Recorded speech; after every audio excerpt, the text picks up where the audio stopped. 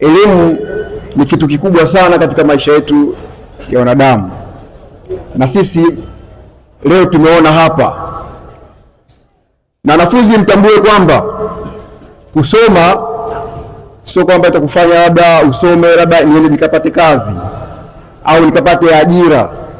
Hapana, uwe na malengo kwamba usome ili uongeze maarifa yako, ili uweze kupambana na changamoto ambayo utakutana nazo katika dunia hii.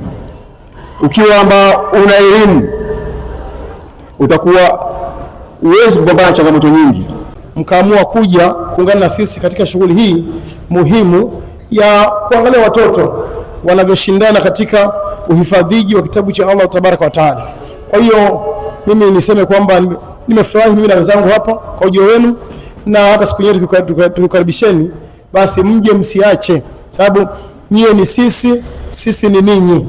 Yaani nyie tukiwa pamoja hivi katika jambo kama hili ni sawa sawa na samaki yuko majini. Manake sisi ni ndugu, tushirikiane, tukaribisha mje, tuendelee katika jahazi letu hili, katika jitihada hizi za ulezi wa watoto na kukienzi kitabu cha Allah Tabaraka wa Taala. A'udhu billahi minash shaitanir rajim.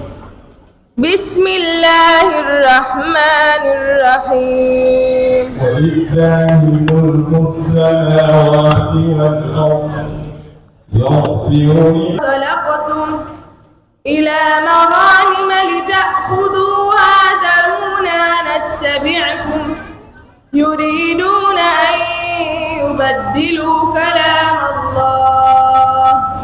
أعوذ بالله من الشيطان الرجيم.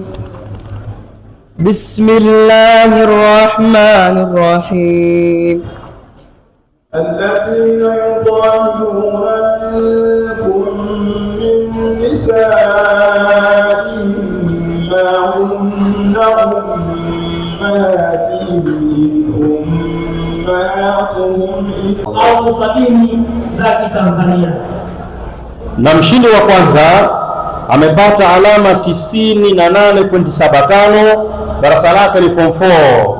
Yeye mwenyewe ni Balqis Abdullah Shaaban. Huyu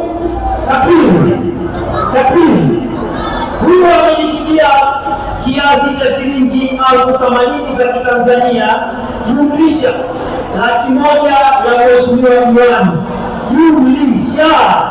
Watu wa Albaraka wamesema kuanzia mshindi wa 3